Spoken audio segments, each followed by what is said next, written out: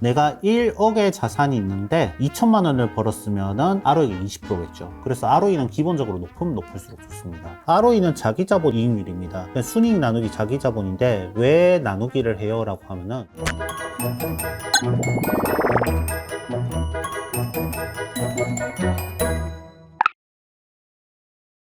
네, 다음으로 ROE인데 ROE를 제대로 각 잡고 설명하려면 ROA라든가 뭐 PER, PBR까지 다 엮어서 설명을 해야겠지만 일단은 그럼에도 ROE를 일단 다룬 게 댓글로 어떤 분이 영업이익률이랑 ROE랑 무슨 차이라고 이제 질문을 주신 게 있어가지고 ROE는 자기자본 이익률입니다. 그냥 순이익 나누기 자기자본인데 왜 나누기를 해요? 라고 하면은 자기 자본, 기업이 있는 돈으로 얼마나 효율적으로 돈을 벌었느냐를 이제 보기 위함입니다.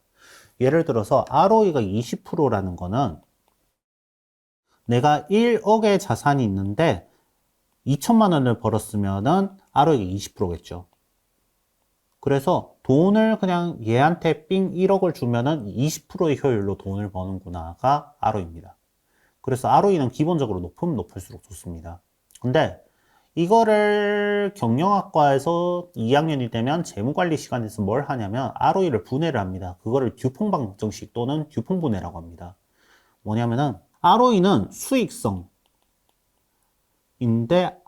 마진율, 그러니까 이거를 분해를 공식을 쓸까?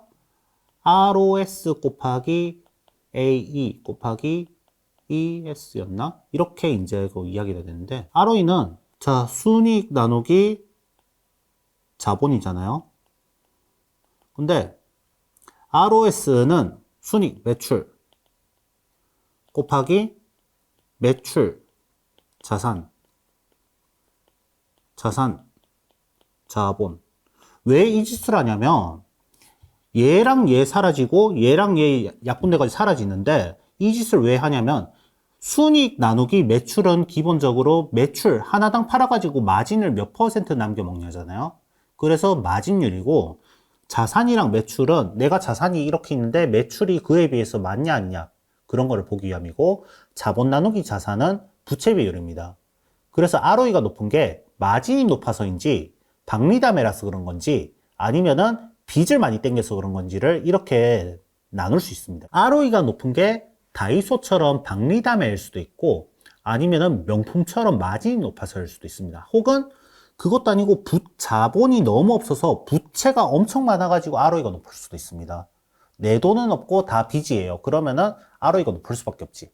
그래서 이익 효율성은 맞는데 이거를 보려면 예문을 보겠습니다. ROE가 20%는 높지만 부채 비율도 높기 때문에 아까 분해한 거에서 마진 곱하기 자산 회전율 곱하기 부채 비율이라고 했잖아요.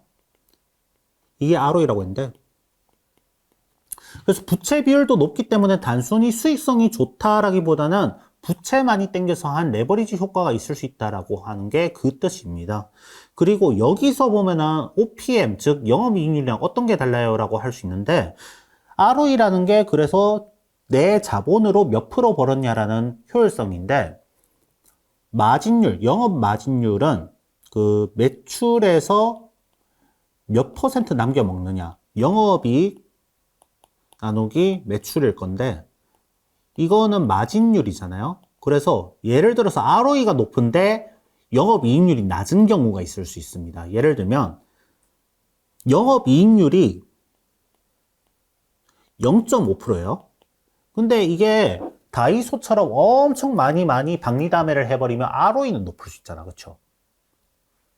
영업이익 자체가 말도 안 되게 많이 팔아가지고 박리담회로 팔 경우 그럴 경우에는 OPM은 0.5%인데 ROE가 20%인 사태가 벌어질 수 있습니다. 이럴 수 있겠죠. 반면에 OPM이 30%야. 근데 1년에 하나 팔릴까 말까 해. 그러면은 ROE가 낮을 수 있겠죠. 그래서 둘이 다릅니다.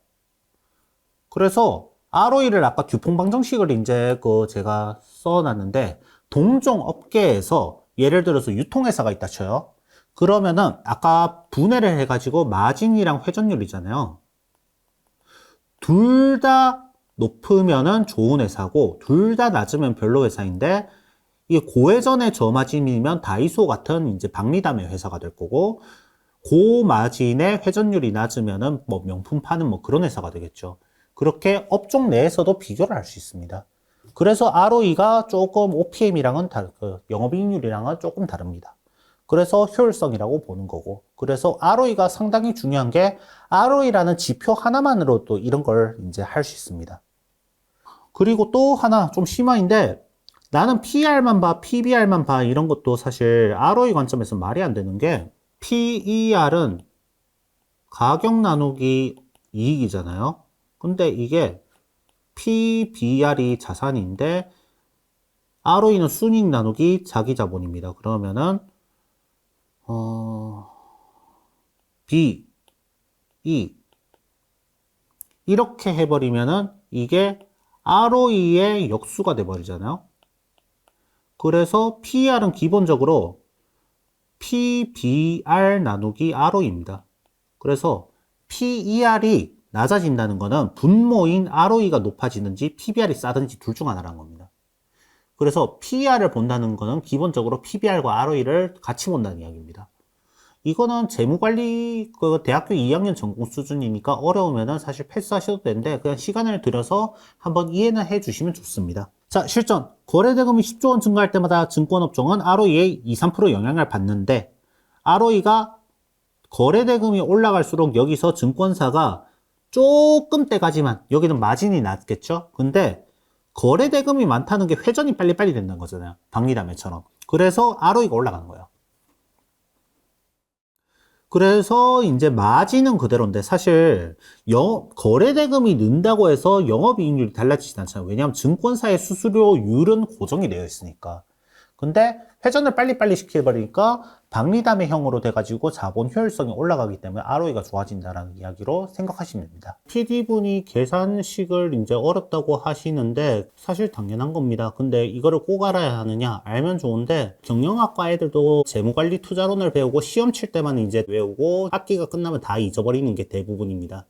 하지만 투자할 때 알면 좋습니다. 왜냐하면 두퐁방정식으로 이게 좋은 기업이다 아니다를 분해할 수도 있고 개념만 이해하셔도 되고 그냥 일단은 외워놓으셨다가 나중에 아 이런 거구나 하고 쓰셔도 되고 사실 이거 자체가 기본적으로 대학교 2학년 전공 수준이기 때문에 그렇게 깊게 파고들 거는 없을 것 같지만은 좀 심화해서 배우고 싶다라고 하면은 알고 계시면 좋습니다. 저도 뭐 듀퐁방정식 오래간만에 쓰니까 조금 헷갈렸는데 네 사실 뭐 직관적으로 이해를 하면은 사실 자연스럽게 유도가 되는 거니까 그냥 편하게 쓰시면 됩니다. 이상으로 ROE 이야기 마치겠습니다.